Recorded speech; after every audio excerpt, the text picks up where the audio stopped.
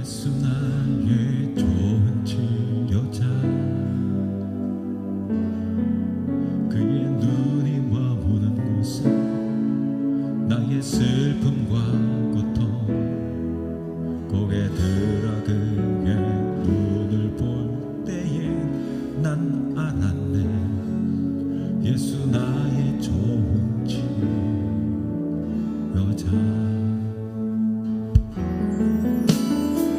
예수 나의 좋은 치료자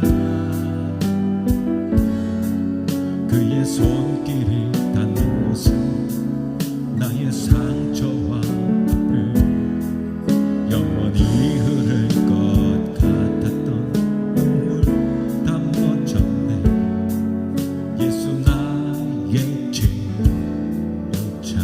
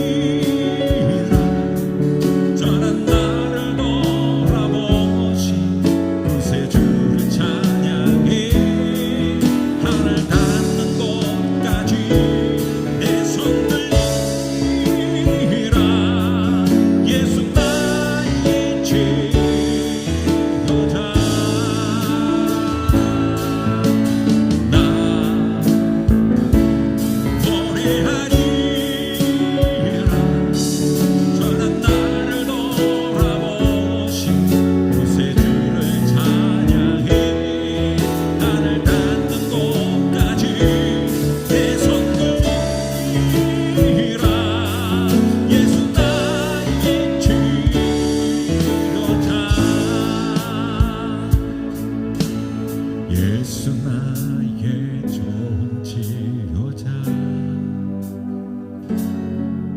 그의 눈이 머무는 곳은 나의 슬픔과 고통 고개 들어 그의 눈을 볼 때에 난 알았네 예수 나의 좋은 치료자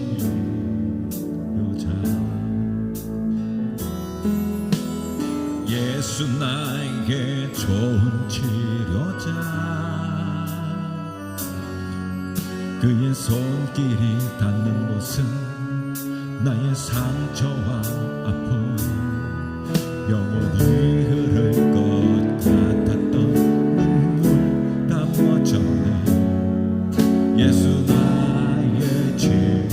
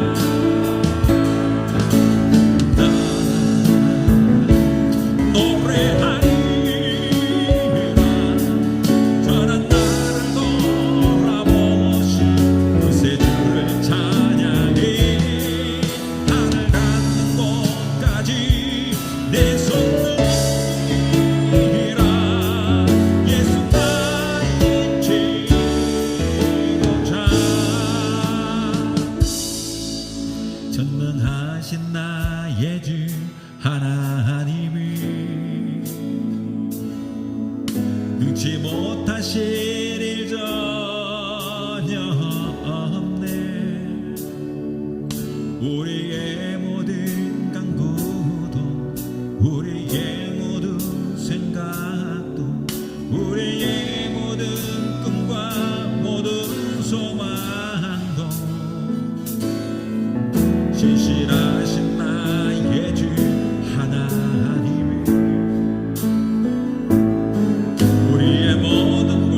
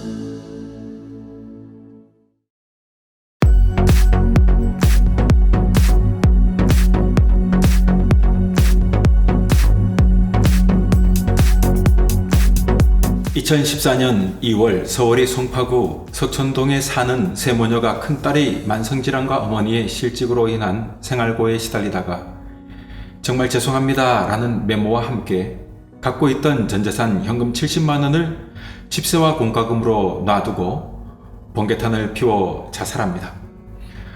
안타깝게도 이 세모녀는 복지지원 대상에 들지 못해 힘겹게 생활하다가 마침내 스스로의 목숨을 끊게 된 것입니다.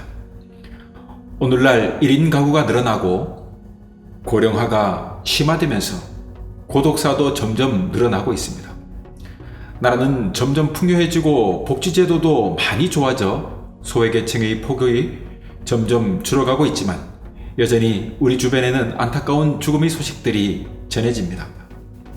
현대에 발전된 의료기술 덕에 우리는 100세 시대라는 말을 하며 삽니다만 여전히 고치지 못하는 깊고 큰 병이 있다면 그것은 바로 마음의 병일 것입니다.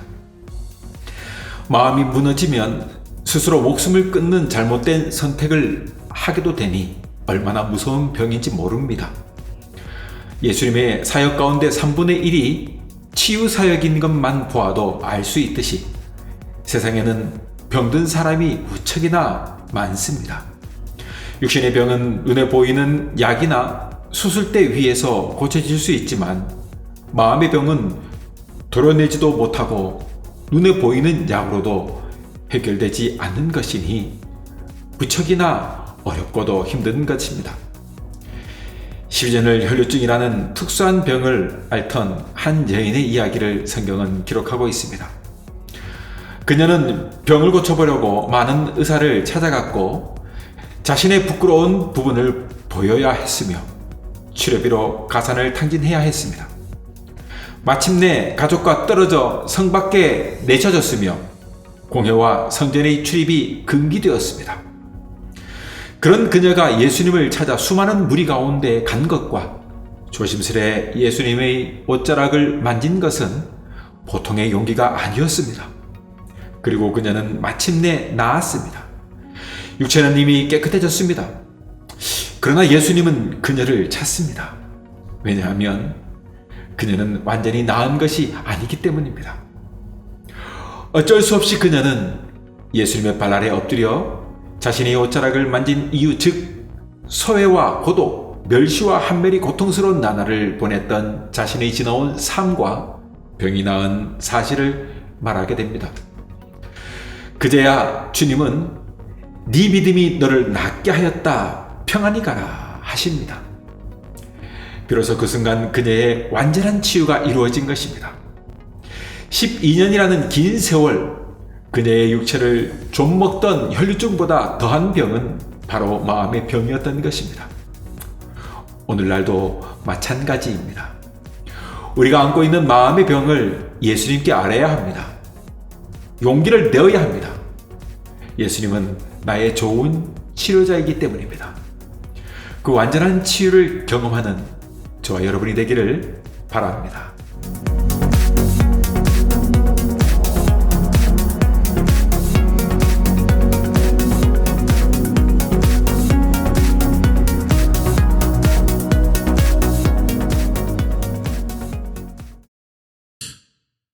그때 군중 가운데 12년 동안 피를 흘리며 앓던 한 여자가 있었다.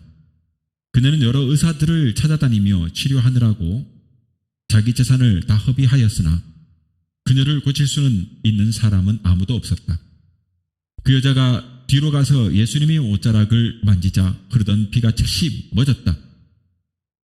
이때 예수님이 누가 내 옷을 만졌느냐 하고 물으시자 모두 모른다고 하였고 베드로는 주님, 사람들이 이렇게 밀치고 있는데 어떻게 알겠습니까? 하고 대답하였다. 그러나 예수님은 내게서 능력이 나갔으니 나에게 손을 댄 사람이 있다 하고 말씀하셨다. 그 여자는 더 숨길 수 없게 된 것을 알고 떨며 예수님 앞에 나와 엎드렸다. 그러고서 그녀는 예수님을 만진 이유와 어떻게 해서 즉시 낫게 되었는가를 모든 사람 앞에서 말하였다. 그러자 예수님은 그 여자에게 딸아, 네 믿음이 너를 낫게 하였다. 이제 평안히 돌아가 돌아가거라 하고 말씀하셨다. 아멘. 오늘은 누가복음 8장 43절로 48절 말씀을 통해서 주님의 옷자락에 손을 얹으며 라는 제목으로 말씀을 함께 나누겠습니다. 귀한 은혜가 될 수 있기를 바랍니다. 독일의 실존주의 철학자 마틴 하이데거는 말하기를 인생은 던져진 생애를 사는 것이다 라고 했습니다.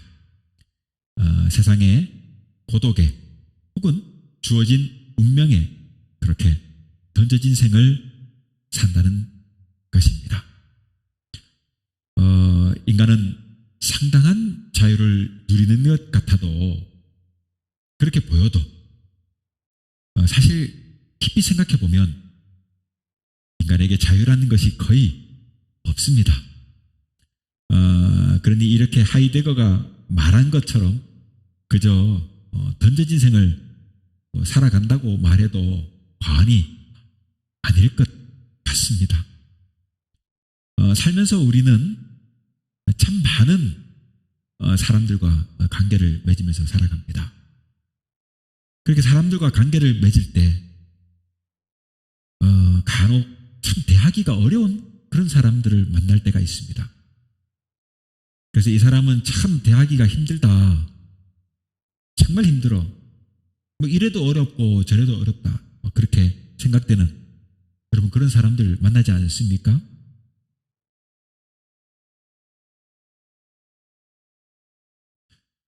그런 그 사람들을 대부분을 이렇게 살펴보면 이런 사람들은 보통 열등감이 있는 사람 혹은 소외된 사람 스스로 고독하다고 느끼는 그런 사람 즉 다양한 문제들을 안고 있는 사람들이 대다수 이런 참 대하기가 어려운 사람 말을 쉽게 이렇게 참 꺼내기가 어렵고 조심스러운 사람이 이런 사람들이 아닌가 싶어요. 이런 사람들. 그런데 이런 사람들은 품고 달래기가 품기가 참 쉬운 게 아니죠. 무언가를 위로를 하기도 참 쉽지 않아요. 그렇게 무언가를 이렇게 도움을 주려고 하면 뭐 이렇게 해도 불편하고 뭐 저렇게 해도 불편하고 참 불편합니다. 여러모로 불편합니다. 쉬운 게 아니에요. 마찬가지로 여러분 나 역시도 그런 사람은 아닌가 한번 생각해 봐야 돼요. 다른 사람에게 있어 나도 대하기가 참 불편한 쉬운 사람은 아닌가 혹은 어려운 사람인가 이런 생각들을 좀 해봐야 된다는 거죠. 여러분 정말로 이런 사람들은 친구관계로 발전되고 함께하기란 쉬운 일이 아니니까 나 또한 그렇게 불편한 사람이 되지 않도록 노력을 해야 되는데 참 쉽지 않아요. 그러므로 우리는 원만하고 긍정적인 그런 대인관계를 유지하고 만나고 관계를 맺기 위해 나의 삶, 나의 생애를 긍정적인 생애로 삶으로 바꾸고 또 긍정적인 자아를 형성하는 데 보다 더 깊은 노력을 기울여야 됩니다. 그러기 위해서는 다음 몇 가지 절대 조건이 있다고 해요. 첫 번째로 본다면 소속감입니다. 소속감. 다시 말하면 나는 받아들여지고 있는가? 받아들여지고 있는가? 내 아내에게, 내 남편에게, 내 형제에게, 내 친구에게, 나의 부모에게, 나의 자식에게 그렇게 우리 주변에 있는 사람들에게 나는 정말 받아들여지고 있는가 하는 것이죠. 만약 여기에 대해서 노라고 하는 대답이 나온다면 여러분 우리가 견디지를 못해요. 누군가 나를 싫어한다? 아니에요. 나는 저 사람 싫어요. 이렇게 들을 때 기분이 여러분 받아들이지 못하잖아요. 누군가 노라고 대답한다면 견디지 못하는 거예요. 그러니 이 소속감이라고 하는 것 굉장히 중요합니다. 두 번째로 본다면 가치감입니다. 가치감. 가치. 정말 내가 저 사람에게 필요한 존재인가? 나는 쓸만한가? 내가 저 사람에게 아니면 이 공동체에 정말로 쓸만한 존재로 인정받고 있는가? 인정받고 있는가? 우리 가정에 나는 정말로 필요한 사람인가? 라는 질문입니다. 그래서 여러분 어르신들이 하는 말 중에 아유 내가 빨리 가야지 빨리 죽어야지 하는 말을 잘해요.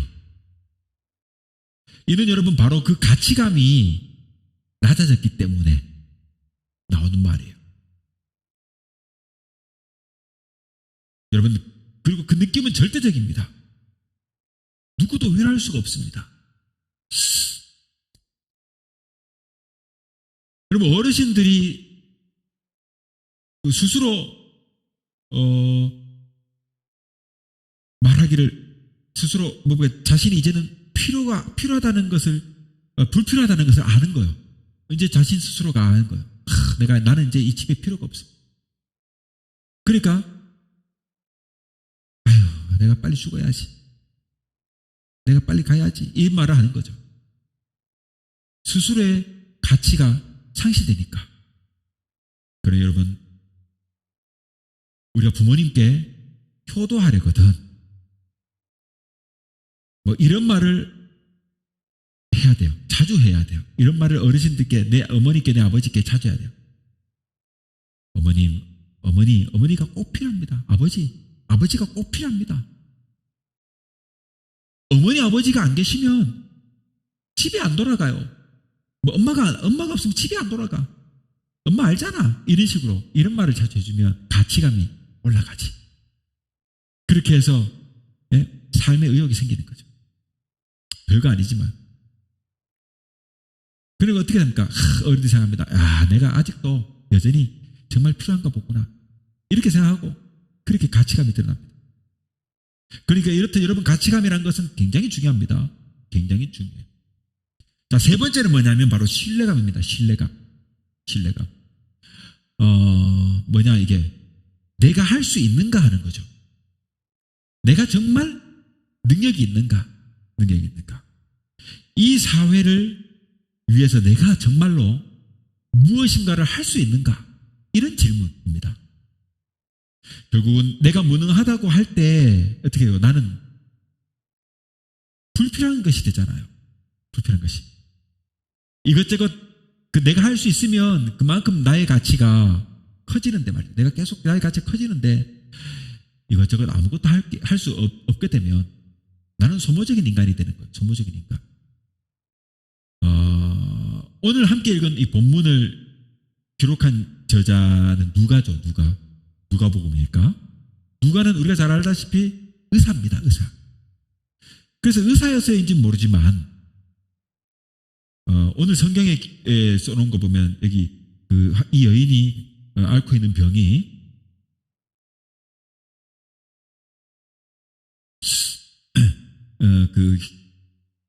혈루증입니다. 혈루증. 이 혈루증이란 것은 누가가 기록한 이 혈루증은 헬라어 그대로 원문 그대로 이 단어 그대로 혈루증이라고 하는 단어는 의학적 용어로 기록됐다고 해요. 오늘 한 여인이 등장하는데 오늘 본문에 등장하는 이 여자는요 무려 12년 동안 이 혈루증을 앓았던 여인입니다. 이 여자는 오래전에 고대 예수님 시대가 우리나라로 치면 신라 시대예요. 삼국시대 고대를 살다 간 여인이에요. 그런데 오늘날 마치 오늘을 살아가는 이 현대인들을 대표하는 것만 같은 그런 존재입니다. 그런 존재예요. 여러분 사람이 살면서 아까 얘기했던 것처럼 세 가지 가치감이나 이런 소용성이 있어야지 필요한 존재라는 것이 이렇게 인정되고 그렇게 돼야 되는데 세상에 살 필요가 없는 그런 정말 인정받지 못하는 그런 존재가 되면 삶이 여러분 사람이 그 삶의 안정을 취하지를 못하는 거예요. 그러니까 이 세 가지 아까 했던 이 질문에 스스로 만족할 때 비로소 나라고 하는 존재는 열등감도 또 소외와 고독에서 벗어나서 행복을 누릴 수 있는 겁니다. 그렇지 않게 되면은 열등감이 생기고 피해의식이 생기고 고독해지고 절망해지고 소외에 빠져가지고 누구도 나를 위로해주지 못하게 되는 거예요. 여러분 오늘날 현대인들이 이런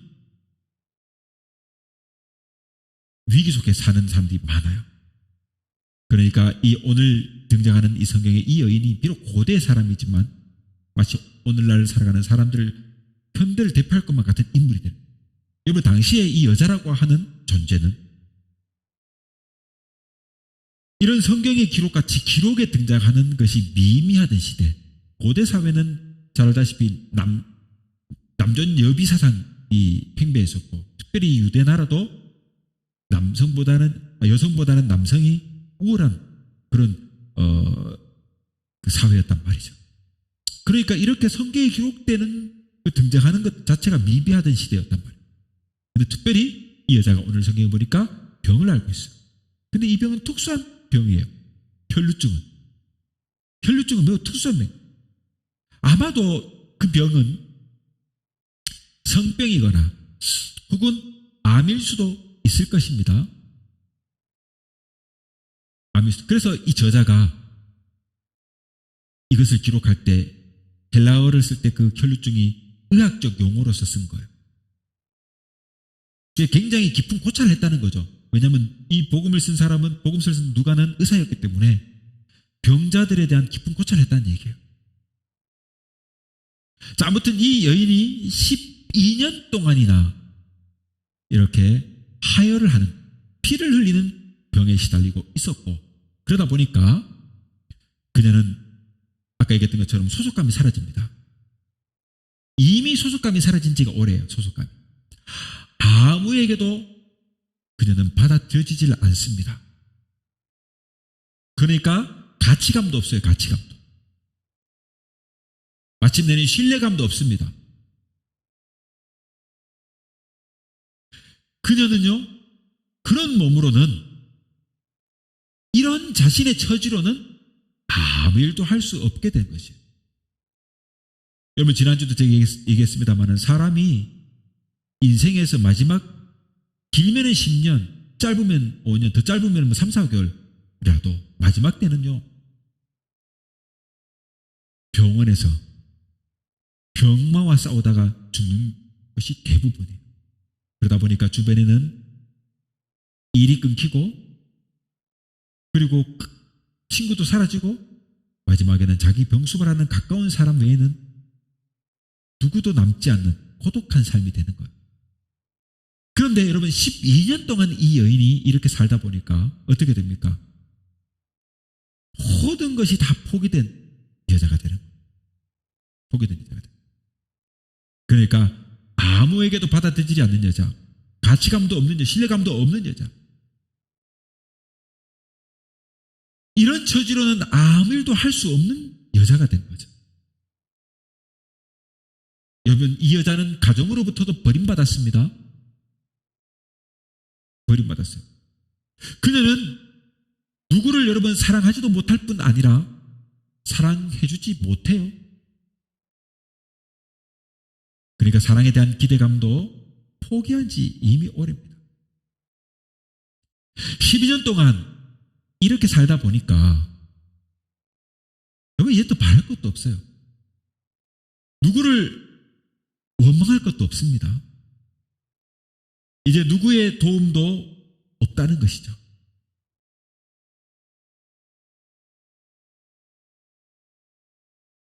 여러분 그 주변에 남겨진 사람이 누굴까요? 그저 자기 몸을 조금 치료해 줄 수 있는 의사들? 그런데 여러분 이런 의사들이 돕는다고 했는데요 마지막에는 그저 괴롭힐 뿐이죠. 병이 고쳐져야 의사도 고마운 것이지 고쳐지지 않는데 여러분 치료를 계속한다면 치료 자체가 마지막에는 불편스럽죠. 가사는 다 탕진돼요. 오늘도 돈을 다 허비해버렸어요. 성경에 그렇게 기록하고 있습니다. 이젠 친구도 없어요. 내 몸 병 나으려고 하다 보니까 있는 돈 다 털었고 친구도 없어. 그 누구의 위로의 말도 여러분 이 사람에게는 조소와 같이 들려요. 그런 여자가 되어버렸어요. 여러분 성경에 보면은 욥기 있잖아요. 욥이 저기 뭡니까? 재산을 다 탕진하고 몸에 막 욕창이 막 악창이 막 들고 막 고통스러운 나날을 보낼 때 친구들이 찾아와요. 새 친구가 찾아와가지고 그를 위로한답시고 이런 말 저런 말 자기들 딴에 저희들 딴에는 뭡니까? 위로한다고 하는 말을 하는데 그 말을 듣는 욥이 위로를 받기는커녕 얼마나 괴로웠던지 야 니들 제발 이 좀 다물어라. 이 성경은 좀 이렇게 저기 막 심오하게 막 쓰지만 실제로 그걸 한마디로 말하면 그거예요. 야 니들이 좀 다물어라. 야 니들이 하는 말은 나도 할 수 있어. 실제로 욥과 세 친구의 대화 속에 욥이 그 친구들에게 하는 원망 섞인 말들이 그런 거예요. 그만 입 다물어라. 나도 그런 말은 할 수 있어. 그 말이에요. 여러분 내 딴에는 위로한다고 하는 말이 저쪽에 여러분 듣는 사람은 조소와 비난으로 들리고 멸시로 들려지면 어떻게 됩니까? 참으로 괴로운 일 아니겠습니까? 간혹 그런 경우 있잖아요. 위로한답시고 누가 치고 찾아와가지고 말을 던지는데 그 말을 듣는 순간 막 화가 나는 거지. 아마 그 친구는 야 이 꽃이다 이놈아. 막 이러면 속으로 이제 쾌재를 부르는지도 모르지. 아무튼 얼마나 속상합니까? 여러분 지금 이 여인은 쉽지 않은 병을 가지고 있습니다. 당신은 이게 불치병이었단 말이에요. 더군다나 이 병은 하혈하는 병이니까 여인의 병이에요. 여성병이니까요. 부인병이잖아요. 굉장히 부끄러운 병이죠. 부인병이기도 하지만 당시에는 이 병이 어떻게 오는가에 대한 것이 좀 그런 부분이 있었단 말이에요. 문란한 생활 같은 데서 발생할 수 있는 병이라고 생각했기 때문에 이런 종류의 병은 여러분 누구에게도 쉽게 말할 수 있는 병이 아니죠. 예를 들어서 오늘날로 치면은 그 성병 같은 게 걸려도 누구한테 말합니까? 못하잖아. 그녀는 어쨌거나 부인병을 앓고 있습니다. 막 하혈을 해요. 그러니 나는 지금 어떤 병을 앓고 있다 하는 말을 누구에게 쉽게 말하지 못합니다. 최소한의 말이라도 해야 여러분 살지 않겠어요? 그런데 말을 못하잖아요. 그러니 참으로 어려운 거예요. 여러분 당시 의학은 오늘날 의학과 같지 않아서 이 병을 대다수 성병으로 봤고요. 그러니까 보세요. 이 여인이 부끄러워지는 거 아닙니까? 감추어지는 거 아니겠어야 숨겨져야 하는 것 아닙니까? 그러니까 뭐 마음대로 막 해결도 할 수 없는 결국 어떻게 합니까? 그런 고독한 일이 되는 겁니다. 부끄러운 병을 앓고 있어요. 그러니까 몸은 차츰차츰 죽어가고 있는 그런 여자예요. 성경을 통해 보면 당시 이 병에 걸린 사람들은요 성내에서 살지 못해요. 그래서 성 밖으로 추방당합니다. 지금 뭐예요? 사랑하는 가족들과 헤어져야 돼요. 그리고 무리들에게서 공동체로부터 버림받는 거죠. 그러니 무척이나 이 여자는 고독합니다. 무엇보다 특별히 이 여인에겐 여러분 종교적인 고독이 있습니다. 종교적인. 이게 참 중요해요. 종교적인 고독. 신앙적 고독이 있어요. 유대 사람들은 여러분 모든 고난, 특별히 질병은 죄와 관련이 있다고 생각했어요. 그렇게 교육받으며 자라났어요. 그렇기 때문에 아마도 이 여인도 스스로 자신이 왜 이런 병에 걸렸는가 생각하며 자신의 죄의 가오를 생각하면서 혹에 있었을 자신의 과거를 의식하면서 예를 들면 그때 그 남자를 만나지 말았어야 되는데 바로 그때 그 실수를 저지르지 말았어야 될 것을 하면서 스스로 잘못을 뉘우치면서 스스로 죄책과 함께 평생을 여러분 그렇게 막 몸이 아파올 때마다 괴로워하면서 살아가는 가혹한 어떤 형벌 같은 그런 것에 눌려 있는 것 아닙니까? 무려 12년을 민수기 15장 37절이나 신명기 22장 22절의 이하의 말씀에 보면 이런 부정한 여인은요, 이렇게 몸에 피가 막 흐르고 있는 그런 여인들은 회중 앞에 나가거나 특별히 성전에 들어가는 것이 금해져 있었습니다. 그리고 사람들이 모이는 곳에 가면 안 됐어요. 예배를 드리는 장소에 가면 안 됩니다. 그렇게 율법이 지정되어 있어요. 그러니까 여러분, 이 여자는 종교적으로 예배하는 자리에 참석을 하지 못해요. 즉 신앙적 고독이 있는 거예요. 성전에 올라가요? 가고 싶어도 못 가니까요. 믿음이 있다고 해도 교회 오지 말라고 하면 힘들거든. 신앙생활 하는 사람들에게 교회는 오지 마라 그러면 힘든 거죠. 그런 거예요. 그리고 다른 사람이 나를 만나주지 앉아서 괴로운 것. 여러분, 오히려 반대로 누가 나를 찾아와서 만나줄까가 더 걱정이에요. 이제는 누가 날 찾아서 만나주는 게 그게 더 걱정이야. 더 무서워지는 거야. 왜? 대인기피증이 생기잖아요. 요즘은 지금 공황장애가 생기는 거지. 공황장애가. 그런 거지. 그러니 가까이 오는 사람을 일부러 피해야 하는 그런 사람이 된 거죠. 여러분, 이런 병은요, 오랜 동안 하혈을 하고 이렇게 되면 몸에 피 썩은 냄새가 나거든. 본인이야 이 냄새가 찌들어 있으니까 잘 모르지만 누군가 주변에 가면 그 냄새가 나는 거예요. 그러니까 누군가 나한테 다가오는 것 자체가 이제 싫은 거지. 여러분, 암내도 있어요. 암 환자에 있는 집 가면 냄새 납니다. 특이한 냄새 있어요. 저는 그 냄새를 알아요. 여러분, 이렇게 개인적으로, 종교적으로, 도덕적으로, 심리적으로 이 여자는 어떻습니까? 완전히 병든 고독한 여자입니다. 그러기에 남이 나를 버린 것은 물론 이거니와 이제는 마침내는 내가 나를 버린 거지. 내가 나를 버렸습니다. 자신이 완전히 버려졌습니다. 모든 사람 앞에 무관심한 존재가 된 것이죠.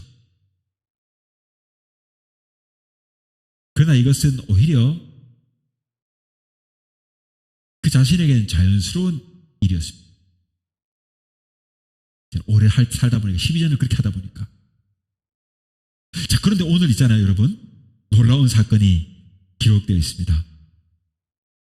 여러분, 바로 그런 그녀가 사람을 기피하고 몸이 아프고 스스로 깊은 마음의 병이 있는 이 여인이 여러분, 오늘 무수한 군중 속에 들어왔습니다. 자신의 이러한 불행에서 여러분 이제 한 가닥의 희망이 생긴 거예요. 그래서 그 희망을 안고 군중을 피하거나 공동체를 피하던 그녀가 용기를 내어서 무수한 군중 속 사이로, 그 틈 사이로 나온 것입니다. 나온 것이에요. 왜냐하면 그녀도 나사렛 예수의 소문을 들은 것이죠. 모든 가난하고 소외된 자들의 친구가 되고 병든 자를 일으키고 귀신 들린 자를 해방시킨 그 능력의 예수님에 대한 소문을 그녀도 들은 것입니다. 여러분, 그녀는 생각합니다. 내가 예수님만을 만난다면 예수님은 내 사정을 아실 것이다. 내가 말을 안 해도 다 아실 것이다. 저분은 나를 아실 것이다. 나를 아실 것이다. 그분에게만 이 모든 것이 가능할 것이다. 그렇게 해서 그녀가 예수님 앞에 나왔어요. 그런데 비록 예수님 앞에 왔지만 문제는 그녀가 예수님을 만날 수가 없습니다. 보통 사람들처럼 그녀도 있잖아요. 다른 사람들처럼 내 눈을 뜨게 해주세요. 뭐 내 몸을 고쳐주세요. 내 다리를 좀 고쳐주세요. 내 손을 얹고 좀 내게 손을 얹고 좀 안수기도 좀 해주세요. 그렇게 말을 하지는 못합니다.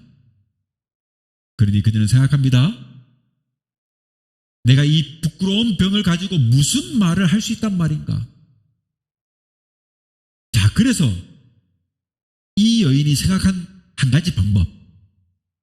그 방법이 오늘 바로 뭡니까? 예수님이 그 많은 군중 사이에 지나가실 때 그 사이에 끼어서 예수님의 옷자락을 만지는 것이었어요. 오랜 병치레로 얻어진 소심한 성격의 그녀가 선택할 수 있는 유일한 방법이었을 것입니다. 그녀의 이 행위는 한마디로 침묵 속에서 이루어지는 비밀한 예배입니다. 말없는 예배예요. 말없는 고백입니다. 여러분, 이 고백은 아무도 알지 못하는 거예요. 아무도 알지 못하지만 오직 예수님과 그녀만 아는 사건인 거죠. 즉 한마디로 말하면 홀로 독방에 들어가서 골방에 들어가서 하는 그 기도와 같은 것입니다. 주님은 내 사정 아시지요? 주님은 내 마음을 아시지요? 아무도 없는 곳에서 눈물 흘리면서 하는 그런 기도와 같은 주님과 나만 아는 그런 관계의 만남, 바로 이런 것이죠. 아무도 몰라요. 아무도 몰라요. 그런데 여러분, 지금 이 여인을 예수님께서 찾으십니다. 나를 만진 자가 있다 말은, 그러니까 그 수많은 군중 사이에 막 쌓여가지고 있으니 누가 합니까? 제자였던 베드로가 그렇게 말하지 않습니까? 아니, 사람들이 이렇게 많이 모여가지고 서로 밀치고 막 그러는데 여러 사람들이 손이 닿지 않겠습니까? 예수님 몸에 막 손이 되지 않겠어요? 그죠? 그러니까 손이 닿을 수도 있고 옷자락에 스칠 수도 있고 막 그렇지 않겠어요? 주님 그렇지 않습니까? 라고 지금 베드로가 말하는 겁니다. 그러나 예수님은 말씀은 그게 아니죠. 그게 아니죠. 오며 가며 스쳤다는 그런 것이 아니에요. 어쩌다 만나고 어쩌다 옷자락에 손을 닿는다는 그런 의미가 아니잖아요. 지금 단적으로 말하면 뭡니까? 바로 지금 믿음으로 나를 만진 사람, 종말적으로 나를 만진 사람, 경건한 마음으로 나를 만진 사람을 지금 찾고 있는 거죠. 말씀하시는 겁니다. 일생에 단 한 번 있는 이 기회를 놓치지 않고 예수님을 만진 사람, 지금 바로 그 사람을 찾고 있는 거죠. 누가 내 옷에 손을 댔느냐? 누가 나를 만졌다 이거예요. 지금 얼마나 많은 사람이 만집니까? 여러분, 오늘도 마찬가지예요. 주님은 그런 사람을 찾으십니다. 교회에 나왔어요. 이 여인도 마찬가지죠. 하고 많은 날들 중에 내 일생의 처음처럼, 내 일생의 마지막처럼 종말적으로 경건하게 말없는 최대의 신앙 고백과 함께 여러분 이 자리에 앉아 있을 때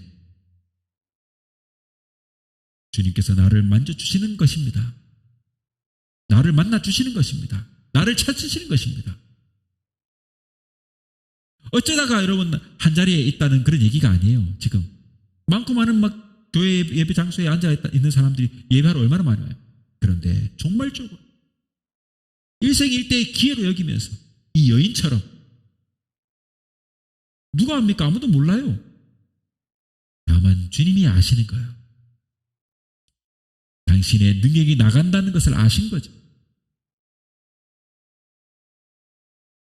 이 여인은 자신과 예수님과의 관계에서 가장 절박하게 종말론적으로 높은 믿음을 가지고 말없는 신앙 고백과 함께 주님을 만졌던 거죠. 믿음으로 만진 거예요. 그럴 때 그녀는 능력을 체험합니다. 당장의 몸이 깨끗해짐을 경험해요. 몸이 나았어요. 만지자마자 몸이 탁 나은 거야. 기적이 일어났어요.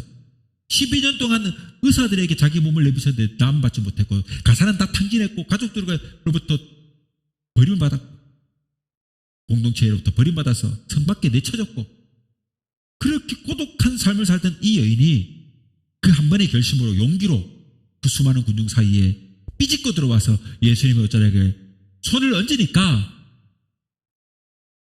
즉각적이고도 강력한 치유가 일어났어요. 하혈이 멈추고 병이 나았어요.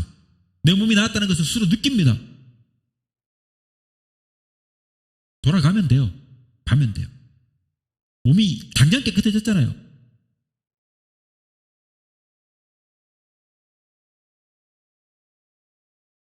가면 돼요. 그런데 예수님은 그녀를 찾습니다. 찾아요. 그러니 어쩔 수 없이 그 여인이 부끄러운 무릎 쓰고 예수님 앞에 무릎을 꿇고 자신에 대한 모든 것을 고백합니다. 여러분, 이제는 부끄러움이 없습니다. 나는 과거에 이렇고 이래서 만졌고 이래서 나았습니다. 그런 고백을 하는 겁니다. 여러분, 그녀의 고백의 내용을 크게 보면 다음 세 가지예요. 나는 12년 동안 이렇게 산 사람입니다. 그리고 내가 이런 마음으로 지금 예수님을 만났습니다. 그리고 마지막 뭡니까? 그래서 내가 이렇게 깨끗하게 나음을 받았습니다. 내 몸이 깨끗해졌습니다. 여러분, 그녀는 부끄러움이 없습니다. 이제 부끄러움이 없어요. 당당하게 고백합니다. 두려움에 떨던 이 여자가, 부끄러워서 아무도 만날 수 없었던 그녀가 죄책과 절망에서 완전히 버려진 고독한 이 여인이, 그러나 지금 그녀는요, 예수님을 만난 이 순간 완전히 다른 사람이 되었어요. 사실 그녀의 병은 여러분 12년을 앓게 한 혈류증보다 더 큰 병이 있었어요. 그녀는 옷자락을 만진 후 병이 나았으니까 그냥 돌아가도 되잖아요. 혈류증이 나았잖아요. 돌아가면 돼요. 그런데 예수님이 그녀를 찾았어요. 왜냐하면 그녀에게는 이 혈류증이라는 육체적인 병보다가 더 중요한 무슨 병이 있습니까? 마음의 병이 있어요. 마음의 병. 그 병이 있기 때문에 주님은 그녀가 완전히 치유되지 않았다는 것을 알고 있어요. 몸만 나은 것은 완전한 치유가 아니에요.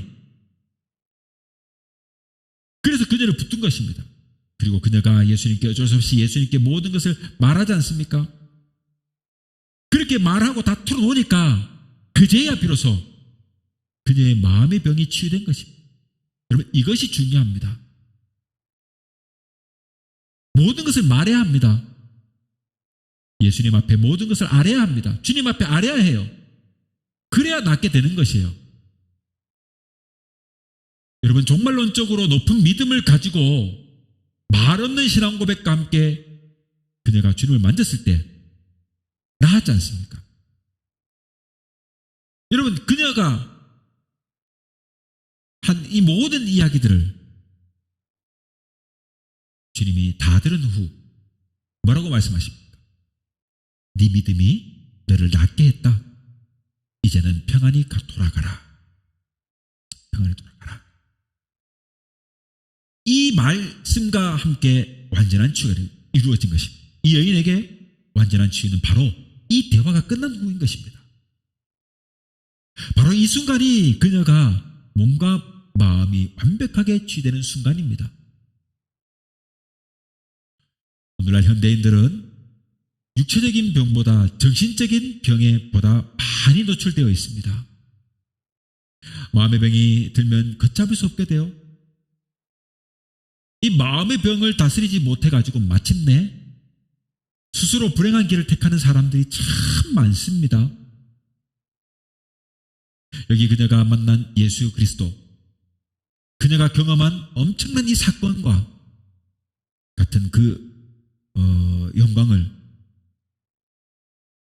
저나 여러분, 우리도 경험해야 하지 않겠습니까? 사랑하는 성도 여러분, 예수라는 행복을 경험하기를 바라요.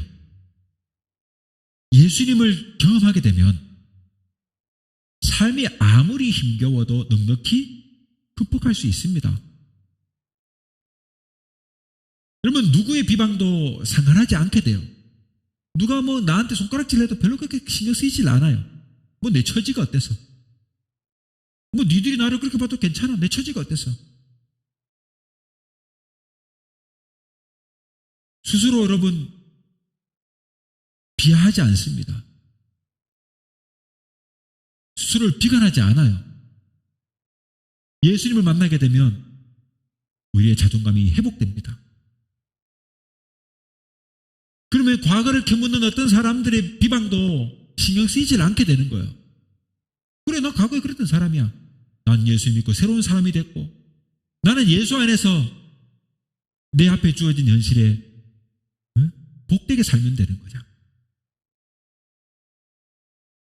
그리스도 예수 안에서는 새로운 피조물이라. 보라, 이전 것은 지나갔으니 새 것이 되었도다. 고린도에서 말하지 않습니까? 우리는 주 안에 새로운 사람들이 된 것입니다. 그러니 여러분, 우리도 그녀가 만난 이 예수님을 오늘 우리도 경험하는 은혜가 있기를 바랍니다. 바로 예수만 나의 좋은 치료자이기 때문에 그렇습니다. 이 주님을 경험하는 은혜가 있기를 주님의 이름으로 축원합니다.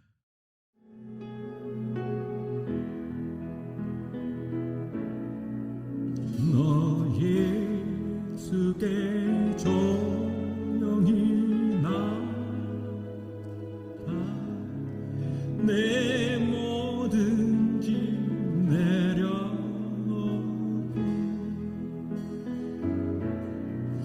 주 십자가 사랑을 믿어 죄 사함을 너 받으라. 내 예수께 조용히 나가 내 마음을 쏟아놓아 내는 미리 보시는 주 그 은혜를 베푸시니 주 예수의 은혜를 입어 내 슬픔이 없어지리 내 이웃을 늘 사랑하여 너 받은 것 거저주라. 내 예수께 조용히 나가 내 마음을 쏟아놓아 내는 미래 보시는 주 그 은혜를 베푸시니 주